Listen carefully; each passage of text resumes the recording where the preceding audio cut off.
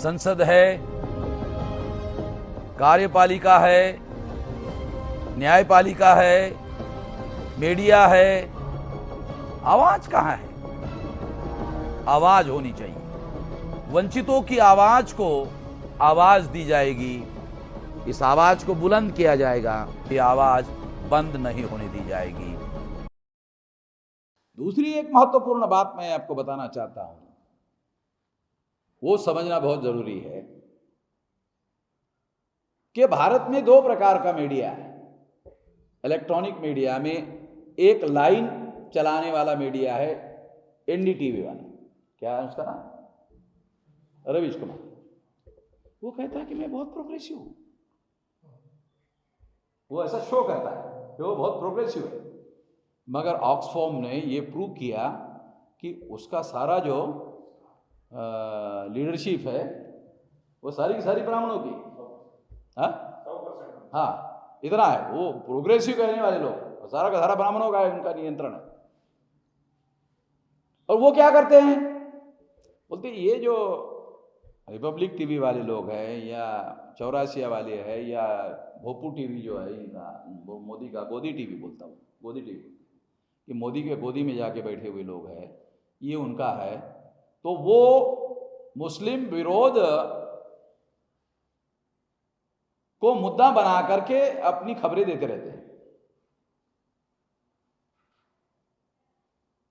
वो लोग ये क्या करता है कि वो मुस्लिम विरोध की खबरें वो हाईलाइट कर रहे हैं, ये ऐसा दिखाता है, लोगों को बताता है कि हाँ वो जो कर रहे हैं ना वो मुस्लिम विरोध के कर रहे हैं। वो बहुत सारे लोगों को ये समझ में नहीं आता, वो उसको केवल खबरें मानकर चलते हैं, मगर उसकी स्पष्टता रवीश कुमार देते हैं कि ये मुस्लिम विरोध की खबरें हैं।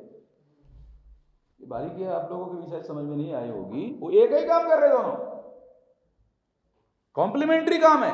रवीश कुमार का काम, एनडीटीवी का काम भी वो रिपब्लिक टीवी वाले और वो टीवी वाले जो कर रहे हैं, वो जो कर रहे हैं वही काम एनडीटीवी वाले भी कर रहे हैं। एनडीटीवी वाले क्या कहते हैं? एनडीटीवी वाले अपने या वो लोग मुसलमानों को बुलाते हैं, फिर ये भी मुसलमानों को बुलाते हैं, एनडीटीवी वाला भी मुसलमानों को बुलाता है, और मुसलमानों का पक्ष जो है मुसलमानों के द्वारा रखवाता है। उनका जो मकसद है मामला हिंदू मुसलमान का खड़ा करना है। अब कोई अकेला ही मान लो अकेला चैनल हिंदू मुसलमान का मामला खड़ा करना चाहता है तो होता नहीं।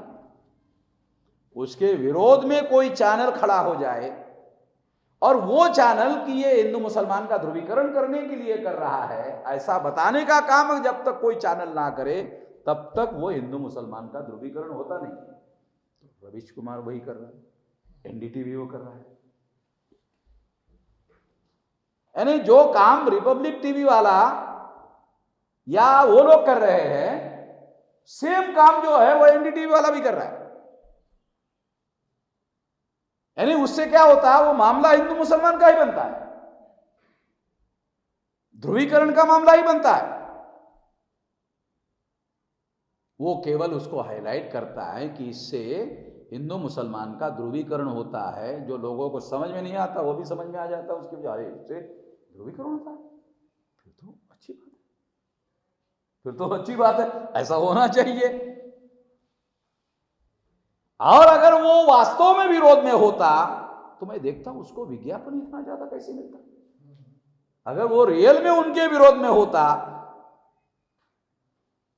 तो उनको इसके इतने बड़े पैमाने पर विज्ञापन कैसे मिलता? शायद उनसे ज्यादा विज्ञापन इसको मिलता। इसमें बड़ी बात क्या है? इसमें बड़ी बात यह है कि मुसलमान ऐसा मानते हैं, रवीश कुमार बहुत अच्छा है, मुसलमान लीडरलेस होने की वजह से, नेतृत्वविहीन होने की वजह से उनको ये चालबाजी, ये चालाकी, ये जो होशियारी है, ये जो बदमाशी है, ये बदमाशी समझ में नहीं आती कि इसकी वजह से तो मामला हिंदू मुसलमान का बनता है।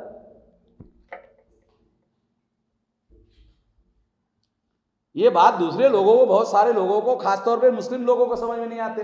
वो उल्टा ऐसा समझ लेते हैं कि रवीश कुमार जो है मुसलमानों का पक्ष जो है रखता है। अरे वो मुसलमानों का पक्ष रखता है, इस वजह से तो हिंदू मुसलमान का मामला बनता है। अगर रवीश कुमार मुसलमानों का पक्ष ना रखे, वो हिंदुओं का पक्ष रख रहे, तो हिंदुओं का पक्ष वो रख रहे, मुसलमानों का पक्ष ये रख रहा है, तो इससे तो हिंदू मुसलमान का मामला बन रहा है। अगर रवीश कुमार ये ना करे तो हिंदू वो अकेले ही चिल्लाते रहेंगे। गांव में मैं एक कुत्ते की साइकोलॉजी आपको समझाता हूं, उससे बात समझ में आएगी। अब कुत्ता आपके ऊपर भौंक रहा है तो आपको डर लगता है, कुत्ते की तरफ देखो, ऐसे ज्यादा जोर से भौंकता है, ऐसा खड़े होकर के देखो, ज्यादा भौंकता है, उसकी तरफ दाहिने मत दो और उसके पास से गुजर जा, कुछ नहीं करता, और कुछ देर के बाद उसका भौंकना मत दो। भौंकना बहुत जरूरी है ध्रुवीकरण के लिए, दोनों तरफ से भौंकना जरूरी है।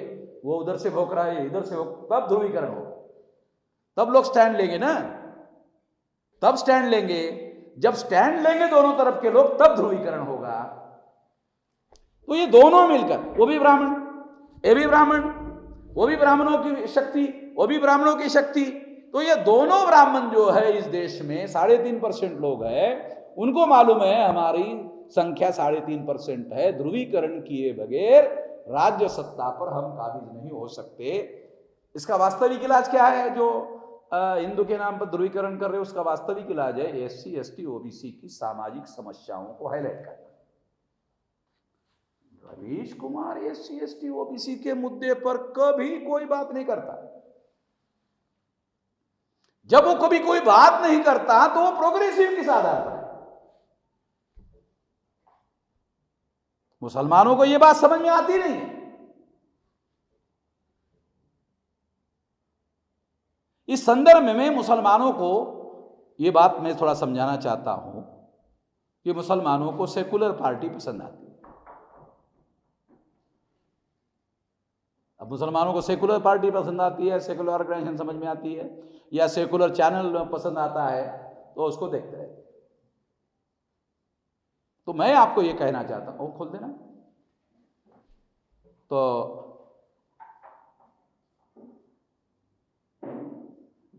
ये जो रवीश कुमार है, उनको मालूम है कि SC ST OBC के लोगों का अगर ध्रुवीकरण करवा दिया जाए तो देश में परिवर्तन आ जाएगा। परिवर्तन में हमारे 3.5% ब्राह्मणों का क्या होगा? हाँ, देखो बहुत खास बात समझा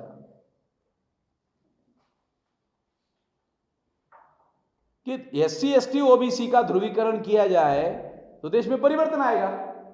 परिवर्तन आएगा तो 3.5% ब्राह्मणों का क्या होगा? भाई जाएंगे। ये रिपब्लिक वालों को भी समझ में आता है, ये इनको भी समझ में आता है, इसलिए दोनों मिलकर वो हिंदू मुसलमान का मामला खड़ा रहते। किसी फिल्म में अगर खलनायक ना हो, वो फिल्म 10 मिनट में खत्म करना पड़ेगा। खलनायक जो है वो फिल्म की स्टोरी को बढ़ाता है। खलनायक इसलिए आखिरी तक दिखता है और आखिरी फिर उसको मार दिया जाता है, तब स्टोरी खत्म होती है। इस वजह से 3 घंटे अगर फिल्म बढ़ाना है, 3 घंटे फिल्म बनाने के लिए खलनायक होना बहुत जरूरी है। उसी तरह से हिंदू के नाम पर ध्रुवीकरण करने के लिए हिंदू का पक्ष रखने वाला और हिंदू का विरोध का पक्ष, मुसलमानों का पक्ष रखने वाला एक चाहिए। जब दोनों का पक्ष रखा जाएगा तब हिंदू मुसलमान का मामला खड़ा हो जाएगा। जब हिंदू मुसलमान का मामला खड़ा हो जाएगा तो फिर मुसलमानों की सबसे ज्यादा पिटाई हो रहा है। मुस्लिमों में जो लीडरशिप है उसकी लैकिंग है और इसकी वजह से ये षड्यंत्र उनको समझ में नहीं आ रहा है। मेरे पास आकर कर आपने मिश्रा में वो रवीश कुमार का आपने देखा, बहुत अच्छा है, टेलीफोन करके मुझे बोलते, देश भर से मुस्लिम लोग, उनको मालूम नहीं मैं किस तरह से सोचने वाला आदमी हूं। तो मैं उनको समझाता हूं जो मैंने अभी आपको समझाने का प्रयास किया। तो ये जो षड्यंत्र है, ये षड्यंत्र समझना बहुत ज्यादा जरूरी है। तो सेकुलरिज्म जो है, अगर आंदोलन इस देश में परिवर्तन का चलाया जाए तो परिवर्तन के अंदर सेकुलरिज्म इंक्लूड है, सेकुलरिज्म में परिवर्तन इंक्लूड नहीं है। तो ब्राह्मण अपने आप को सेकुलर घोषित करके प्रोग्रेसिव है ऐसा शो करते हैं, मुस्लिम उसके जाल में फंसते हैं। मगर वो सेकुलरिज्म का एजेंडा क्यों चलाते हैं ब्राह्मण? कि SC ST OBC के साथ मुसलमान अलाइन नहीं होना चाहिए, तो इसलिए मुसलमानों के लिए सेकुलरिज्म का एजेंडा चलाते हैं। तो मुसलमान क्या होता है, वो ब्राह्मणों के साथ जुड़ जाता है, परिवर्तन की जो शक्तियां है उसके साथ जुड़ता नहीं। तो उनके अंदर विभाजन पैदा करने के लिए सेकुलरिज्म का एजेंडा इस देश में चलाया जा रहा है। और मुस्लिम जब तक सेकुलरिज्म के एजेंडे का समर्थन करता रहेगा, उनकी पिटाई और ज्यादा आने वाले समय में लगातार होती रहेगी। वो जब तक मुसलमान भारत में परिवर्तन के एजेंडे का समर्थन नहीं करेंगे, तब तक जो बनी बनाई व्यवस्था जो मुस्लिम विरोध में है वो बदलेगी नहीं, मुसलमानों को कोई रिलीफ मिलने वाला नहीं।